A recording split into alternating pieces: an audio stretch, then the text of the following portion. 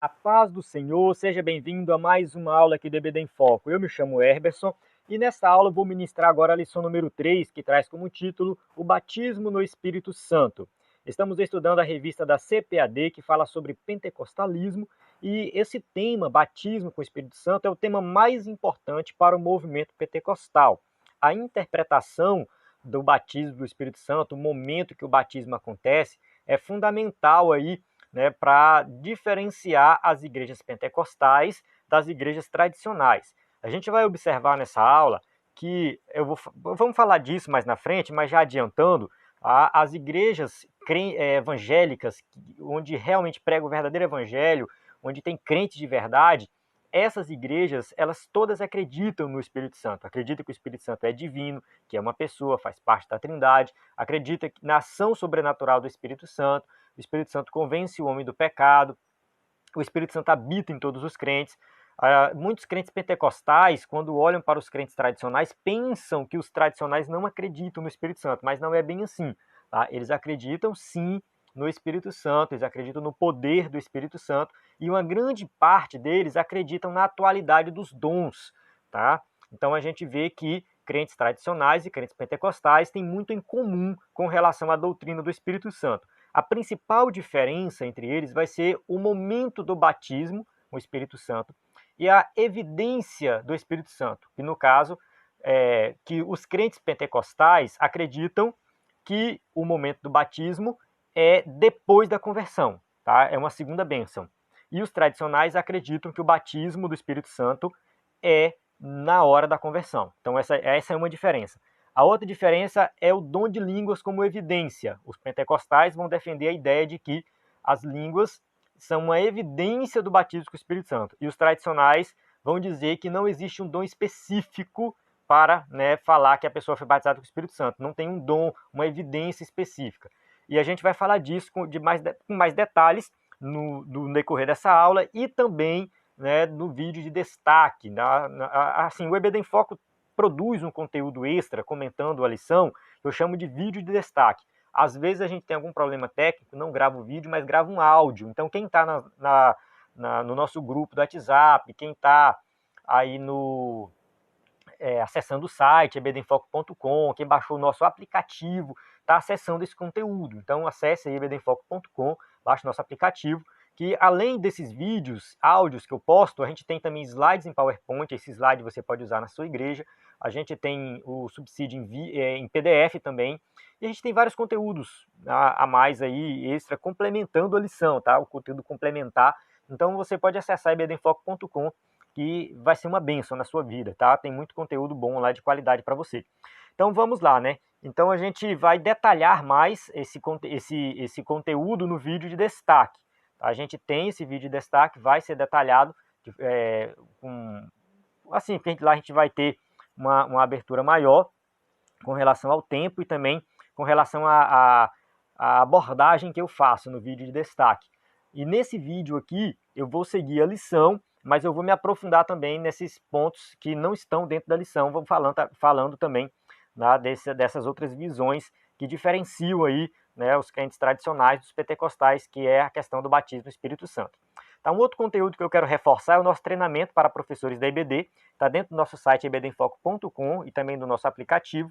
No menu, está liberado, tá? Não precisa cadastrar, não precisa pagar, não precisa fazer assinatura. No menu, ao lado ou acima, aparece lá, treinamento para EBD. Clica que você já assiste a aula. Nós temos o livro também baseado no treinamento, dos 4 Cs da educação cristã. Esse livro fala dos 4 conhecimentos necessários para ser um educador cristão de excelência, que é o conhecimento bíblico, conhecimento das doutrinas, conhecimento do assunto, conhecimento de didática. O livro, ele tem esse conteúdo de forma detalhada e lá tem o passo a passo para você preparar uma boa aula e ministrar também uma aula de excelência. Então, todos os passos que você precisa para ser um educador cristão de excelência. Então, no curso e no livro a gente tem esse conteúdo. O curso é gratuito, o livro tem um custo de R$ 29,00, é somente em PDF. Mas comprando o livro você me ajuda como escritor, você ajuda também o projeto EBD em Foco e você também, né, ajuda os seus alunos, porque você vai ser um professor melhor. Então acesse aí ebdenfoco.com, qualquer dúvida é só entrar em contato. Aí na descrição do vídeo tem o nosso WhatsApp e também dentro do site também tem o nosso WhatsApp. Vamos para o conteúdo. O textuário diz assim: porque, na verdade, João batizou com água, mas vós sereis batizados com o Espírito Santo, não muito depois destes dias. Uma promessa aqui, né, do derramar do Espírito Santo, que é o batismo com o Espírito Santo. Verdade prática. Ser batizado no Espírito Santo é uma experiência espiritual perfeitamente distinta da nossa conversão. Para nós, essa é uma verdade apresentada nas Escrituras. Então aqui vai ser a base dessa aula. Tá? Essa aula aqui é da revista CPAD, que é a Casa Publicadora da Assembleia de Deus, que vai defender o ponto de vista da Assembleia de Deus. Ah, Emerson, não concordo com o ponto de vista da Assembleia de Deus. Tudo bem, tá? Assista a aula, você vai ver aqui os argumentos. E nós temos aqui no EBD em Foco como é que se diz assim, um direcionamento para os professores da EBD, para os educadores cristãos, de ter a mente aberta, de ver pontos de vista diferentes, discordar um do outro. Eu vejo dessa forma, tá? Infelizmente, o tempo aqui da aula não dá para abordar muito, se aprofundar muito, então a gente faz o vídeo de destaque para isso, mas eu sempre apresento visões diferenciadas, né, respeito quem tem uma visão diferenciada, e às vezes até mesmo eu discordo de algumas coisas que estão na revista, então eu defendo esse pensamento livre, tá? Esse pensamento livre onde deve sim haver alguns questionamentos. Então, se você não concorda, fique à vontade para assistir a aula e discordar também, tá? Colocar nos comentários, não se preocupe com isso, a gente é muito aberto com relação a isso.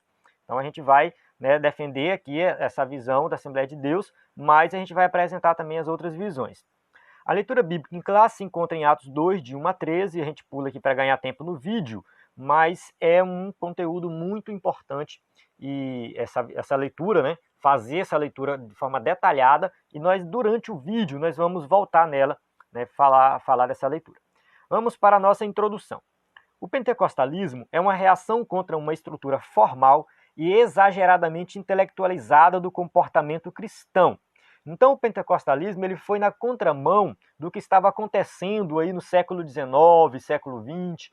As pessoas, assim, pode-se colocar os séculos mais antigos, né, 18, 19, porque o meio evangélico estava sendo assim, muito intelectualizado, começou a surgir aqueles crentes liberais que negam os milagres, que negam a ação sobrenatural do Espírito Santo, e, enfim, eu acredito que Deus ele levantou homens e mulheres durante a história para fazer um avivamento, e quando chegou a questão do movimento pentecostal, foi quando o movimento pentecostal, assim, a questão do pentecostalismo, da ação sobrenatural do Espírito Santo, vamos colocar assim, começou a ficar mais em evidência em 1901, assim, na verdade, no finalzinho dos anos ali da década de 1890, por aí, tá? Começou a surgir vários movimentos nesse sentido, e Deus levantou e capacitou essas pessoas para mostrar que ele ainda age, né, de forma sobrenatural. E depois o movimento pentecostal se tornou predominante no meio evangélico. A gente observa que a maioria dos crentes são pentecostais. Não significa que os crentes tradicionais não são salvos, não é isso, eles são salvos também. Tá? Mas as visões diferentes, e o pentecostalismo ele contribuiu muito para o crescimento da igreja, porque ele levou o evangelho às periferias, às pessoas mais pobres. É a realidade, é o que a gente vê, tá? Eu não estou criticando os outros crentes, dizendo que eles não fazem obra missionária assim, mas o pentecostalismo parece que trouxe, né, dentro da igreja uma dinâmica diferenciada e, né, contribuiu para a expansão maior do evangelho. Então, estudar as escrituras não precisa ser sinônimo de formalismo. Então, a pessoa ela pode estudar teologia, fazer graduação, mestrado, doutorado, tá? E não necessariamente ser uma pessoa formal, ser cheia do Espírito Santo, tá? Ser batizado com o Espírito Santo, falar em línguas. Tá? O propósito fundamental do batizar do Espírito Santo é a busca de uma aproximação de um Deus pessoal e real. Então, essa questão do batismo no Espírito Santo mostra aí que o crente ele tem sim que se aprofundar na relação com Deus, uma relação ali com um Deus que realmente se preocupa conosco, tá? Um Deus que está do nosso lado e que a gente pode conversar com ele. Então, uma busca de estar mais próximo de Deus. É só uma observação que a gente fala batismo com o Espírito, batismo do Espírito, batismo no Espírito, tanto faz. Tem gente que faz uma confusão com isso, mas não tem diferença. No Novo Testamento não existe essa diferença. Vamos lá, tópico 1. O que significa batismo no Espírito Santo? 1.1. Fenômeno do Pentecostes. João Batista anuncia que Jesus é o que batiza no Espírito Santo. Marcos 1,8, ele fala assim, né? Eu os batizo com água, mas ele os batizará com o Espírito Santo. Então eu vou fazer aqui com vocês o seguinte, eu vou imergir vocês na água. Isso aqui simboliza o que? O perdão dos pecados, arrependimento, tinha que vir acompanhado de arrependimento. Mas aquele que vem após mim, que é o Salvador, o Cristo, ele vai mergulhar vocês no Espírito. Vocês vão receber a unção do Espírito, um derramar diferenciado do Espírito Santo. Então, nesse sentido, né, batizado no Espírito é identificado como receber o poder do alto e a promessa do meu Pai. Foi o que Jesus disse.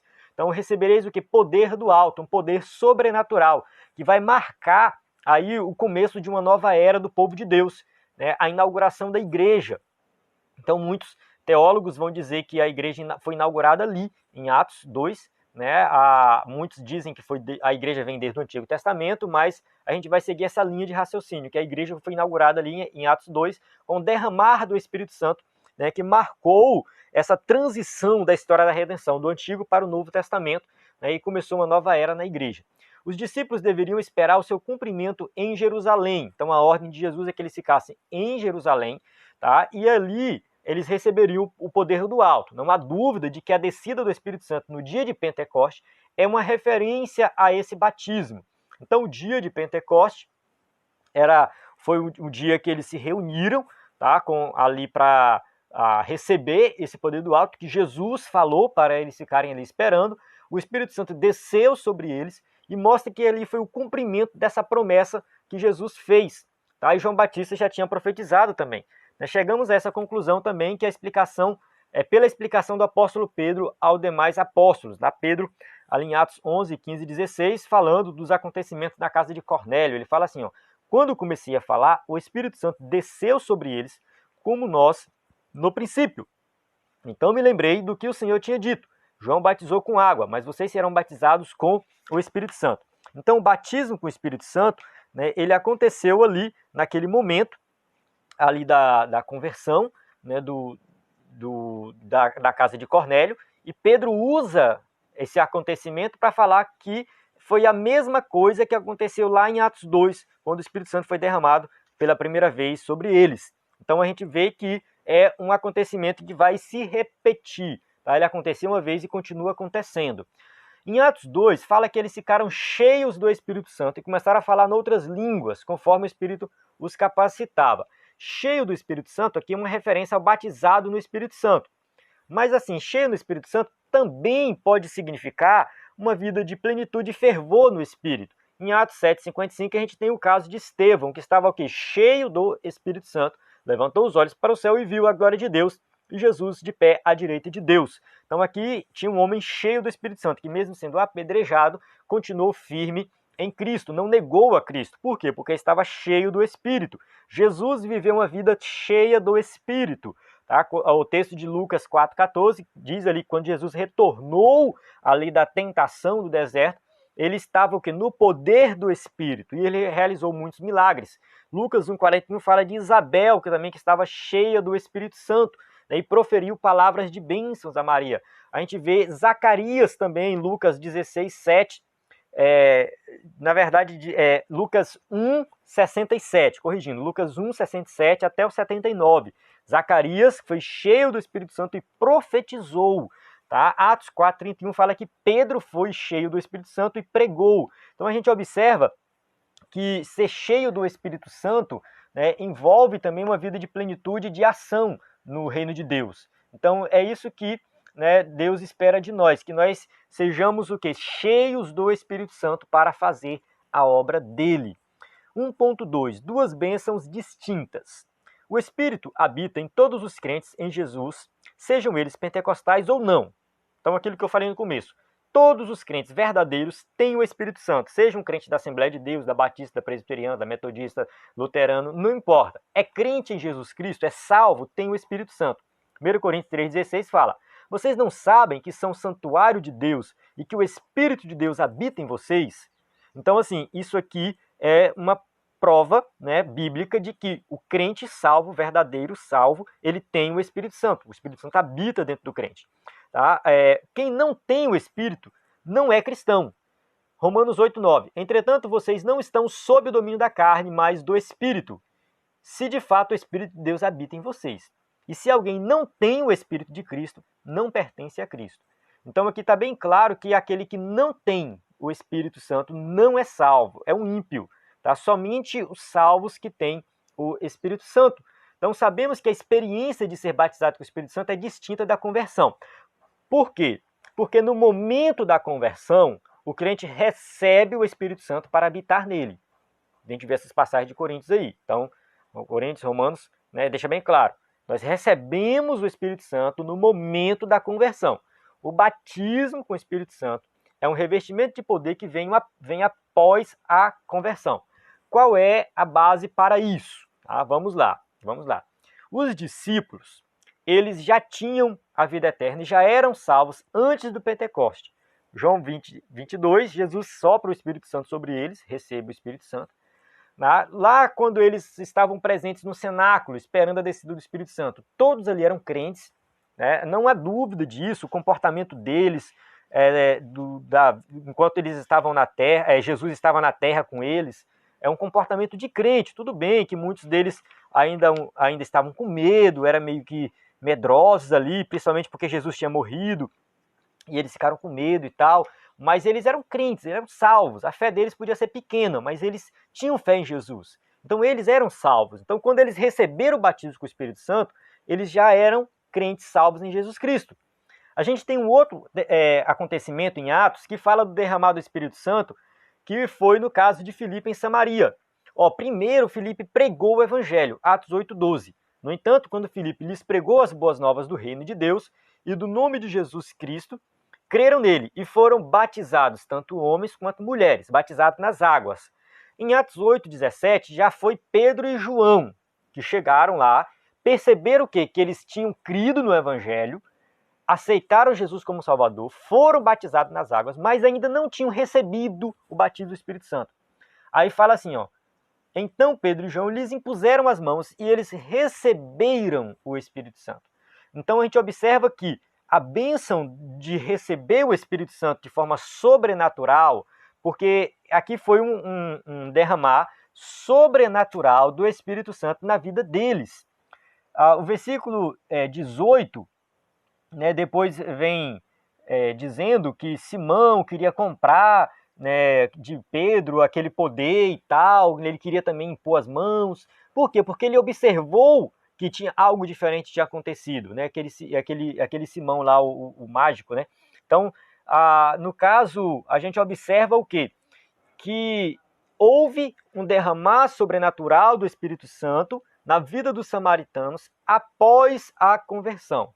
Então, Atos 2 foi algo após a conversão, Atos 8 também após a conversão, e a gente tem outras passagens bíblicas que vão falar disso, tá? A gente tem também ali Pedro com Cornélio, tá? Atos capítulo 10, tá? Ali onde Pedro vai na casa de Cornélio, prega, e eles são também cheios do Espírito Santo. A gente tem Atos 19 também, de uns que já eram crentes e também receberam, eram batizados no batismo de João, mas eles receberam também o derramar do Espírito Santo. Então a gente tem ali em Atos alguns acontecimentos, né? Pelo menos 4 acontecimentos, né, de pessoas que receberam o Espírito Santo após a conversão, tá? E receberam após a conversão. Então vamos lá. Conceito teológico 1.3.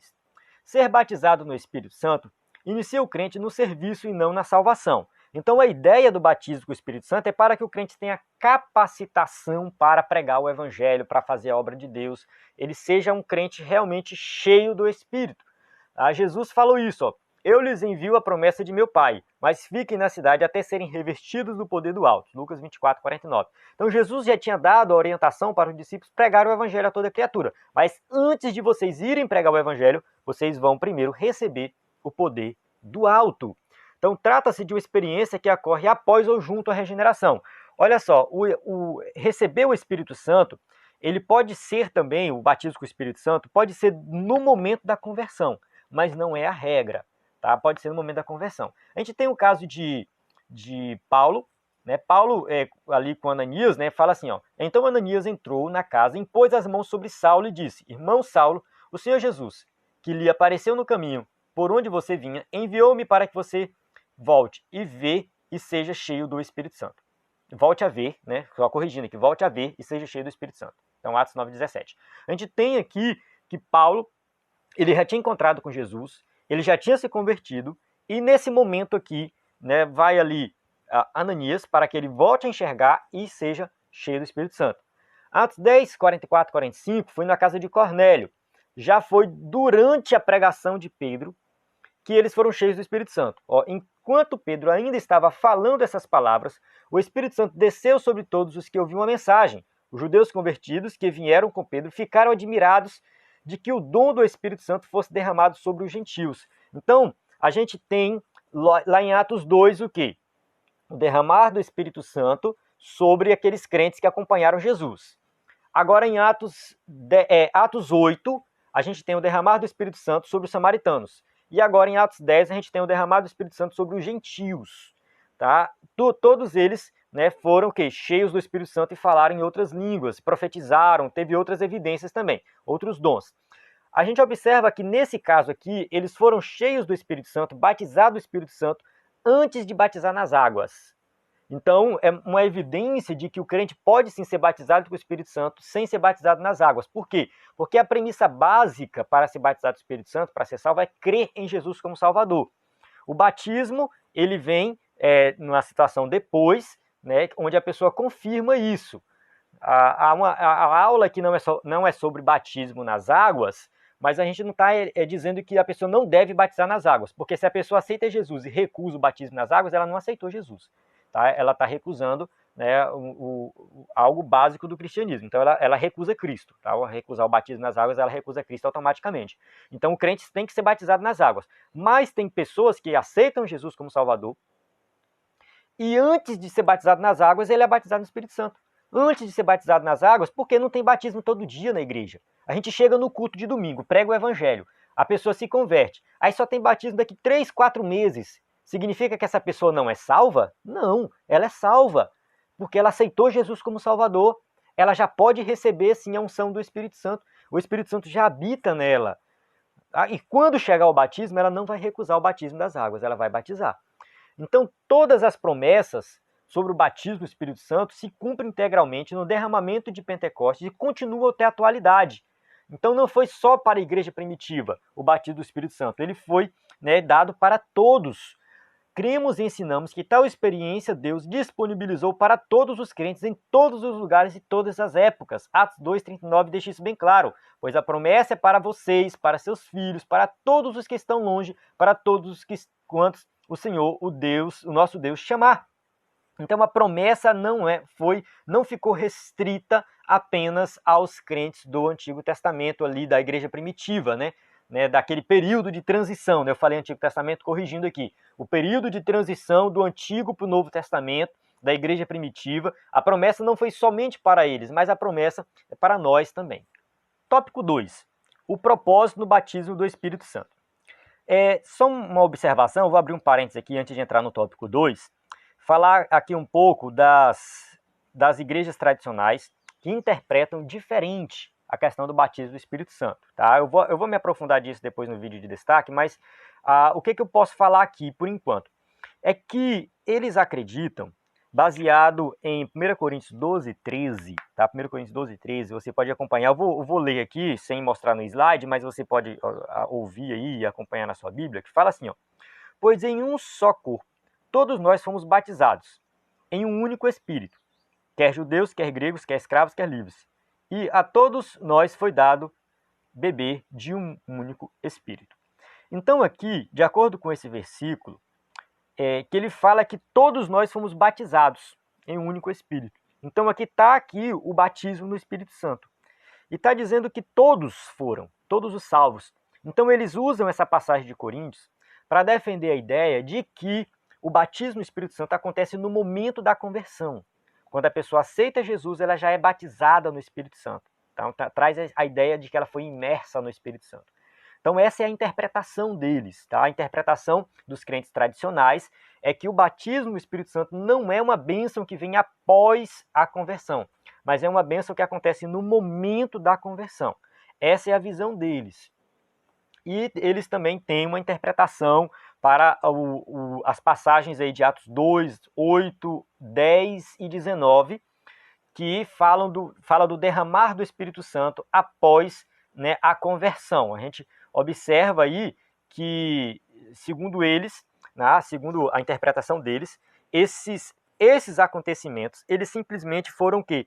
Um símbolo, né, do momento de transição da história da redenção, do Antigo para o Novo Testamento.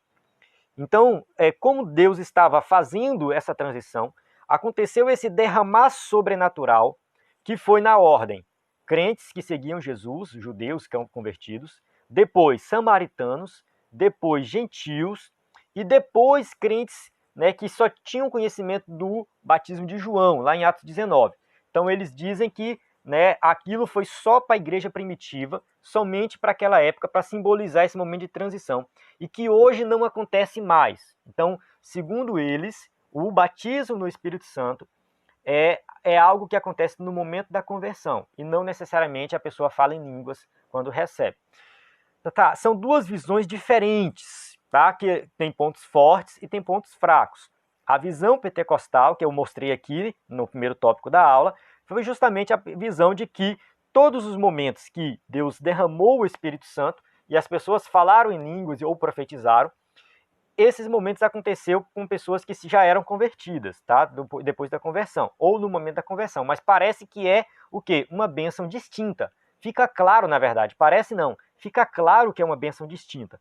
Então o tema é polêmico, tá? Não é um tema simples, não é fácil, mas a gente tem base bíblica para os dois casos.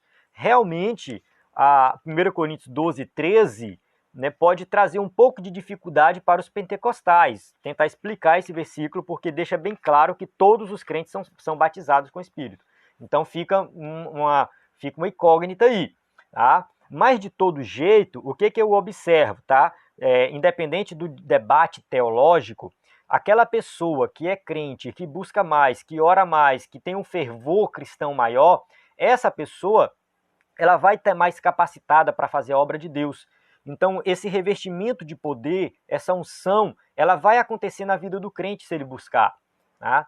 Mesmo aquele crente que acredita que o batismo com o Espírito Santo acontece no momento da conversão, se depois da conversão ele se voltar mais para Deus e buscar mais, Deus vai encher mais ele do Espírito Santo. Então, independente do ponto de vista teológico com relação ao batismo do Espírito Santo, ninguém discorda de que é necessário ser cheio do Espírito para fazer a obra, para pregar o Evangelho. Olha só os discípulos, medrosos, né, fugindo, se escondendo, trancados dentro das casas, mas quando eles receberam o batismo com o Espírito Santo, eles pregaram o Evangelho, foram açoitados, foram apedrejados, foram presos e não se importaram com isso. Por quê? Porque eles estavam cheios do Espírito Santo. E isso só aconteceu depois que eles receberam o batismo com o Espírito Santo. Então, né, as disputas teológicas elas podem acontecer, né, mas na prática, a gente observa que o crente que recebe o batismo com o Espírito Santo, ele tem uma vida diferenciada. E é isso que a gente vai falar no tópico 2 aqui, o propósito. Para que serve o batismo no Espírito Santo? Então vamos lá, finalidade 2.1. O propósito central é a capacitação do Espírito para o serviço divino, como poder para uma vida santa e eficaz. Como que o crente vai viver uma vida de santidade? Sendo cheio do Espírito Santo. Tá? A pureza ou a santificação simbolizada pelas línguas de fogo.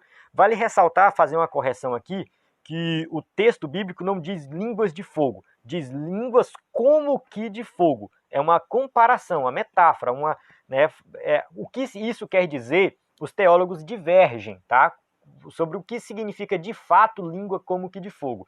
Mas o que a gente observa aqui é que tinha, né, a questão das línguas aconteceu e, né, tem a ver com a pureza e com a santificação. Sempre que a gente fala de fogo tem a ver com a questão da pureza e santificação. Outro benefício aqui, né, da capacitação do Espírito Santo, que é o revestimento pleno do poder de Deus. Né? Todos foram cheios. Então, recebeu o batismo e foi revestido com poder sobrenatural para fazer a obra de Deus. né, e a proclamação ou testemunho de Cristo, concedidos de várias formas pelo Espírito. A ousadia para pregar o Evangelho e fazer a obra de Deus, né, após ser cheio do Espírito Santo, ser batizado com o Espírito Santo. Então, hoje a gente observa muitos crentes pensando que batismo com o Espírito Santo é somente para falar em línguas, pular, sapatear, rodopiar na igreja. Mas isso não é o que a Bíblia ensina. Batismo com o Espírito Santo é capacitação para fazer a obra de Deus. Se a pessoa está lá na igreja pulando, falando em língua, sapateando, e quando ela sai da igreja, ela não tem coragem de dar testemunho de Cristo, não tem Espírito Santo na vida dela. Ela não recebeu o revestimento de poder. Quando sai da igreja, ela não tem coragem de ajudar a limpar a igreja, ela não tem coragem de pregar, de cantar, de visitar, ela não tem coragem de fazer nada na obra de Deus.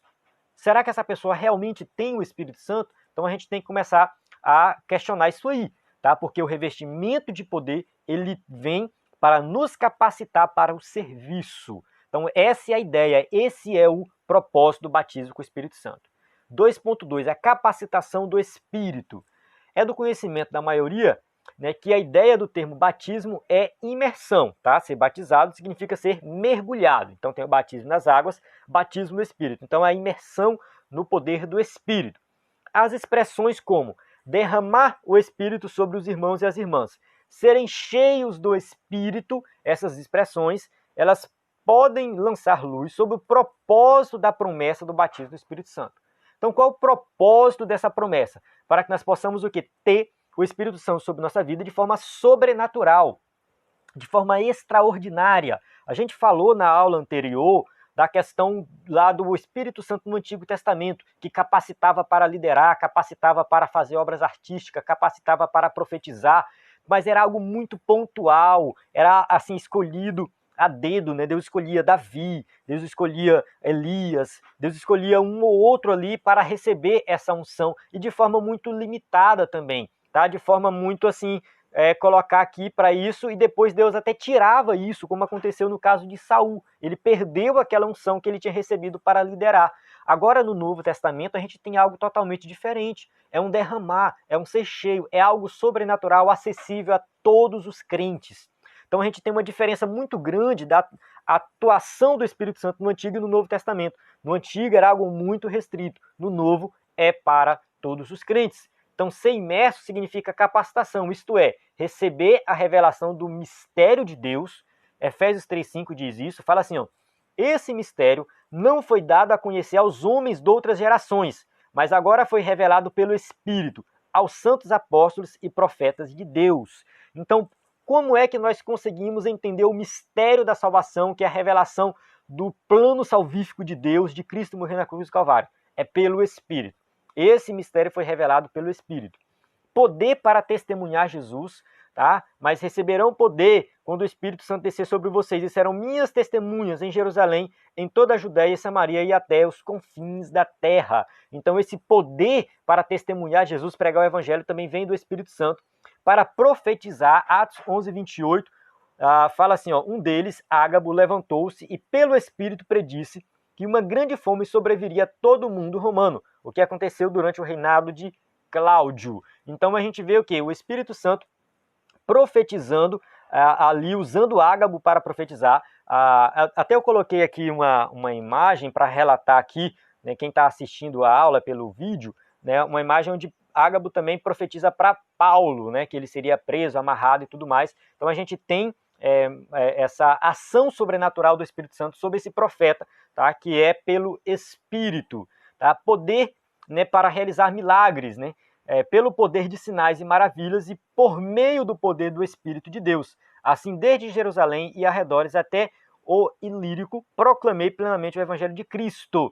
Então, sinais, maravilhas, milagres, tudo isso acompanha a ação do Espírito Santo na vida do crente.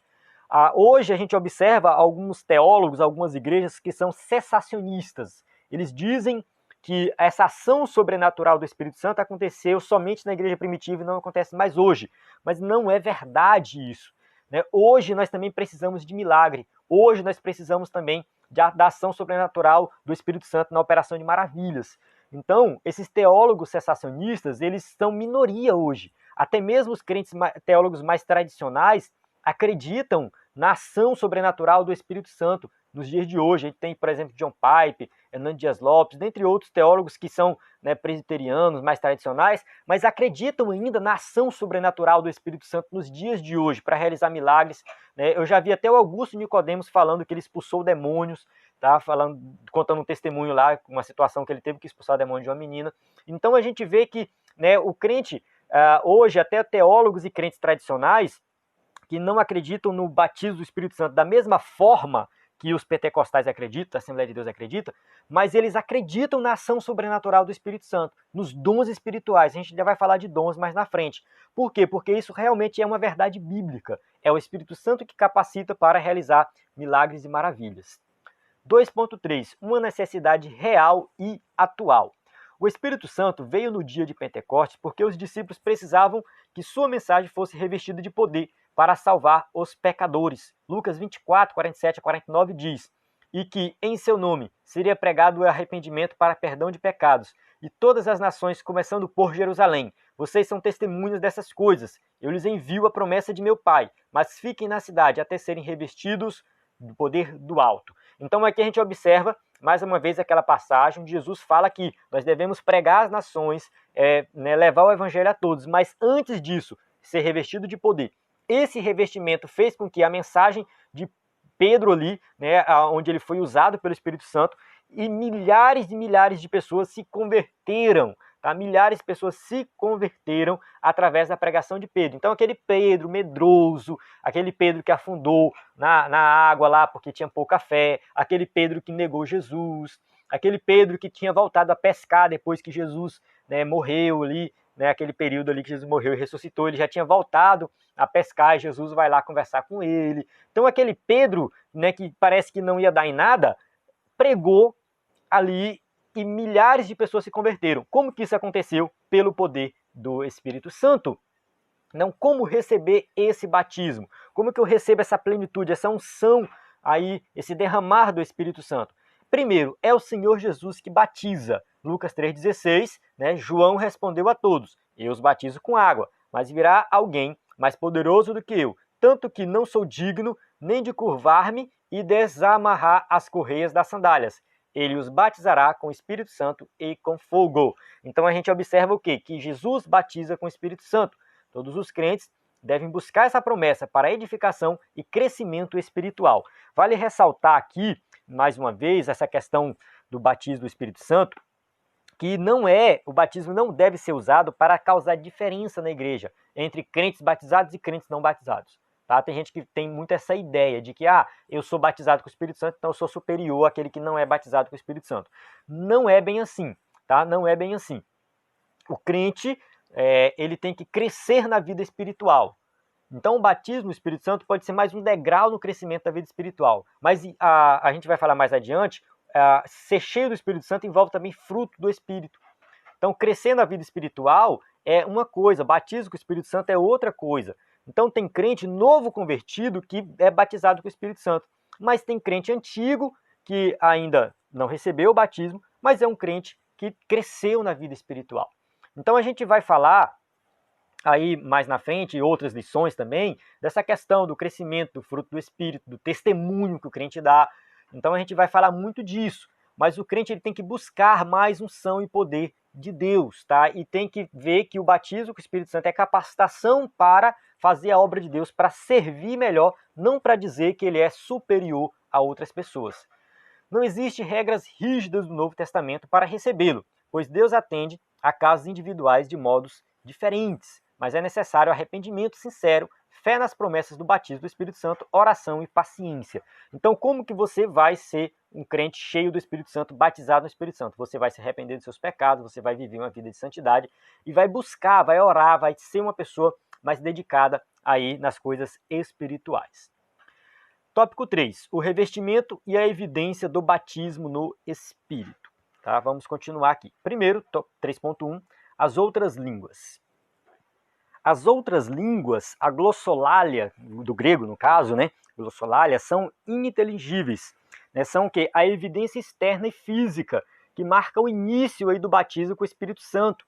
Então, a gente entende que quem é batizado com o Espírito Santo, no momento do batismo, recebe o dom de línguas como evidência de que recebeu, né, o batismo do Espírito Santo. Essa evidência externa, tá? A evidência interna e a evidência externa. A gente falou da interna no tópico 2, agora da evidência externa.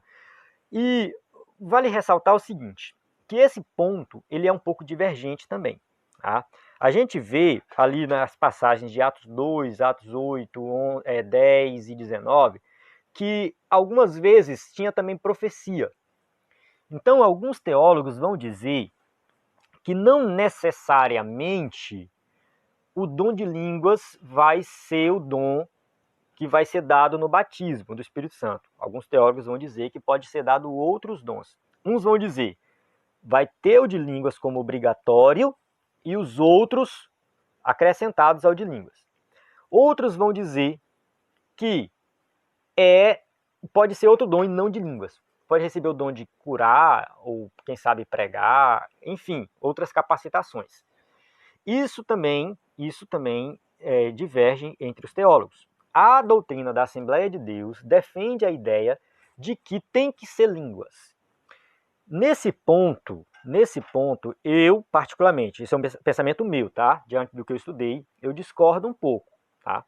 Eu acredito que pode ser outro dom. Isso é uma visão minha. Depois eu vou explicar com mais detalhes, mas eu vejo assim, sempre que a gente tem aqui no EBD em Foco aulas sobre batismo no Espírito Santo, eu recebo muitas mensagens no WhatsApp, muitos áudios, mensagens de texto, de irmãos que fazem a obra de Deus, que são obreiros, que são dirigentes de congregação, mas não são consagrados a presbítero nem a pastor, porque não são batizados com o Espírito Santo. Eles falam assim, não, eu não sei o que eu faço, eu já pedi, eu já clamei, e eu não sou batizado com o Espírito Santo. Eu falo, irmão, você é crente, certo? Sou. Você ama Jesus? Amo. Você ora com frequência? Oro muito, com todos os dias oro muito. Você lê a Bíblia, estuda? Sim, estudo muito. Você prega o Evangelho, ganha alma? Sim. Você visita pessoas doentes, presídios? Sim, faço tudo isso. Né? Faço a obra e tal. Você é batizado com o Espírito Santo. Não tem como não ser. Entende? Alguém pode até me criticar em relação a esse meu pensamento, mas eu fico vendo, assim, pessoas que são cheias do Espírito, que pregam com unção, que as almas se convertem, que fazem a obra, mas nunca falou em línguas. Nunca falou em línguas. E aí como é que eu explico isso? Se essa pessoa é cheia do Espírito Santo, faz a obra de Deus e nunca falou em línguas, aí eu vejo o outro que fala em línguas, mas não tem coragem de pregar o Evangelho. Não tem coragem de chegar para alguém e falar assim, Jesus te ama. Quem é batizado com o Espírito Santo aí? Entende? Pode ser que eu esteja errado, pode ser que eu esteja usando a experiência, mas é aquilo que eu até citei no começo. Né? Jesus, cheio do Espírito Santo, realizou vários milagres. Isabel, né, teve um cântico e falou palavras de bênçãos para Maria. Zacarias profetizou, Pedro pregou. Né? A gente vê as passagens aí do derramamento do Espírito Santo no livro de Atos, que não acontece somente o falar em línguas, que tem outros dons acompanhando. Então, por que não seguir essa interpretação de que Deus pode dar para o crente outros dons e não o dom de línguas? Tá? Então eu vejo dessa forma. Tá? Eu vejo que, apesar da Assembleia de Deus, né, interpretar e dizer que o dom de línguas é o dom que acompanha o batismo com o Espírito Santo, eu vou na linha teológica de um pouco diferente, que outros dons podem ser e não necessariamente o de línguas. Vamos lá. Né? No caso da Assembleia de Deus, tem um acréscimo aí nas declarações de fé, né, que fala que é não somente a evidência inicial, a língua, né? A evidência continua com a presença especial do Espírito como fruto do Espírito, e a manifestação de dons. Então, a Assembleia de Deus ela vai concordar com essa ideia de que tem línguas e pode ter outros dons além, né, das línguas e também o fruto do Espírito. Tá? Mas línguas é obrigatório. Vou deixar bem claro aqui. Segundo a interpretação da Assembleia de Deus, da Declaração de Fé da Assembleia de Deus, os teólogos assembleianos, é que é obrigatório o dom de línguas no batismo do Espírito Santo. Tá? Essa é a visão assembleiana. Eu quero seguir essa visão. É isso que você vai ensinar na sua classe. Tá? Mas a gente não pode ignorar que tem outras interpretações baseadas nos textos bíblicos que mostram que outros dons podem acontecer também. Né? E eu acredito que o dom de línguas é um dos dons né, e não necessariamente é obrigatório, pode receber outros dons, até mesmo porque na prática a gente observa muito isso. A sua fonte é o próprio Espírito, tá? No caso aqui, Atos 2:8, né? Fala lá, então, como ouvimos cada um de nós em nossa própria língua materna. Então a gente vê aqui que eles falavam, né, das maravilhas de Deus e os estrangeiros escutavam na sua própria língua materna. Então a gente vê que eram línguas conhecidas, mas dadas pelo Espírito Santo. Em línguas os discípulos falavam das grandezas de Deus, e na casa de Cornélio todos os ouviram em línguas e magnificar a Deus. Então a gente vê aqui, né, a questão do dom de línguas acontecendo com o propósito de falar das grandezas de Deus. 3.2. Função das línguas. Elas sinalizam a presença do Espírito Santo. O dom de línguas, pelo que se vê nos capítulos 12 a 14 de 1 Coríntios, está associado à oração pessoal, tá? As línguas em Atos indicam o recebimento do poder profético. Olha só, Atos 19:6. Quando Paulo lhes impôs as mãos, veio sobre eles o Espírito Santo e começaram a falar em línguas e a profetizar. Então tinha também a questão da profecia. Tá? As línguas nas cartas paulinas são também importantes, pois o apóstolo as descreve como línguas do Espírito, por meio das quais conversamos com Deus em mistério e por meio delas oramos em Espírito e louvamos a Deus. Fala assim, 1 Coríntios 14:14.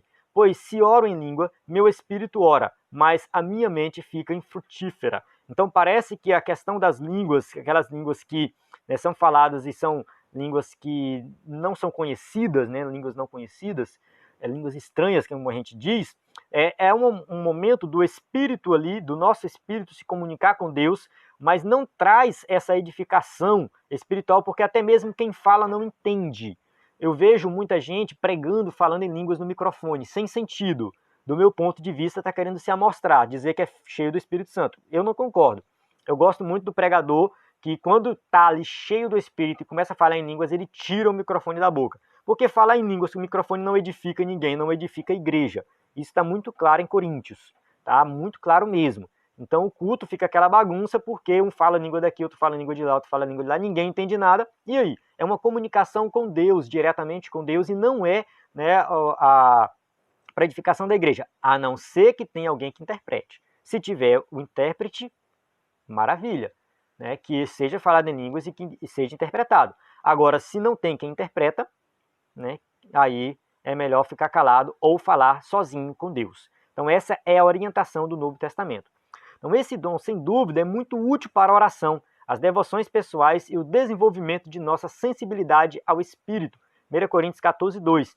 Pois quem fala em língua não fala aos homens, mas a Deus. De fato, ninguém o entende. Em espírito fala mistérios. Então, ou seja, a língua é uma comunicação direta com Deus, né, para edificação pessoal e não para edificação da igreja.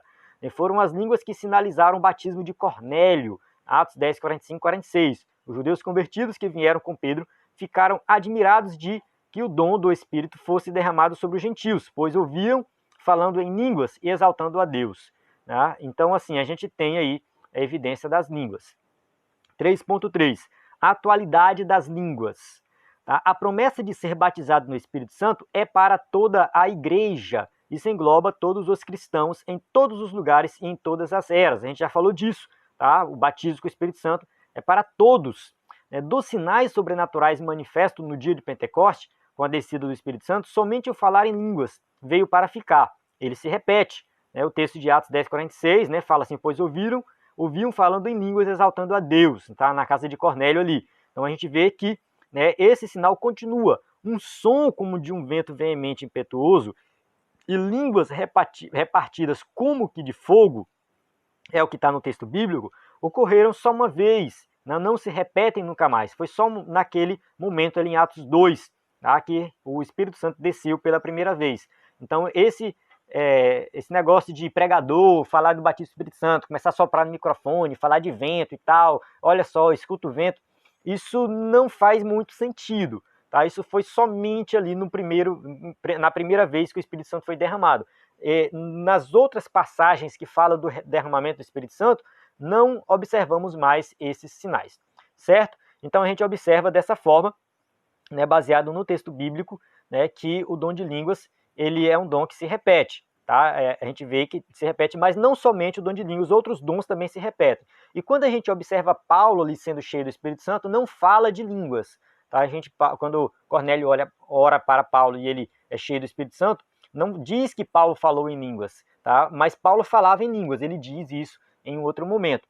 Então a gente observa que, né, faz parte sim, o dom de línguas existe, ele é bíblico, tá? Tem gente que critica também, mas ele é bíblico, a Bíblia fala do dom de línguas, tá? E, né, no caso do batismo com o Espírito Santo, ele também serve como evidência.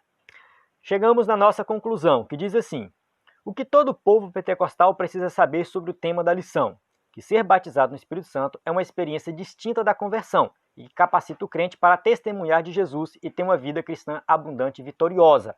Então aqui a gente vai falar disso, né? A gente falou disso e vai reforçar isso aqui, né? É uma experiência distinta. Vale ressaltar, né, que a pessoa que não é batizada com o Espírito Santo não significa que ela não seja salva. Não tem nada a ver, tá? Tem gente que ensina isso, é errado. Ah, se tu não é batizado com o Espírito Santo, não é salvo. A não ser que você adote a interpretação das igrejas tradicionais, que o batismo acontece no momento da conversão. Aí sim, tá? Mas na interpretação nossa da Assembleia de Deus, é uma interpretação que o batismo é o revestimento de poder para o serviço que vem após a conversão. Então o crente ele é salvo e pode ser salvo, vai para o céu e talvez não seja batizado com o Espírito Santo, porque ele já tem o Espírito Santo habitando nele, mas ele não recebeu ainda esse revestimento de poder. Essa manifestação do Espírito é atual e concedida a quem buscar com fé, obediência, humildade e persistência, cujo sinal físico visível inicial do recebimento é o falar em línguas. Então é isso, né? A gente tem aqui o conteúdo da lição. Se Deus quiser, essa semana eu vou gravar o vídeo de destaque, vou levantar mais um pouco a questão das polêmicas de forma mais detalhada, né, apresentando as várias visões com relação ao batismo com o Espírito Santo e também a evidência do batismo com o Espírito Santo. A gente vai falar disso, né, e a gente conta com a sua contribuição aí nessa aula. Você pode deixar o seu comentário, pode entrar em contato conosco aí através do WhatsApp também para tirar as suas dúvidas. Então a gente tem aqui as perguntas para quem vai usar o slide na igreja, tá? Quem quiser aí usar, vale reforçar o nosso conteúdo, né? Vídeo, áudio, PDF, o PowerPoint, o vídeo de destaque, vídeo de dicas, tá? A gente tem vários conteúdos, nosso curso, o livro, tá? E tem aqui o nosso WhatsApp também. Se você ainda não faz parte do grupo do WhatsApp, manda mensagem 94 98409 2869. Então aqui você vai receber o nosso conteúdo gratuito pelo nosso grupo. Então eu encerro aqui, a paz do Senhor, até a próxima aula.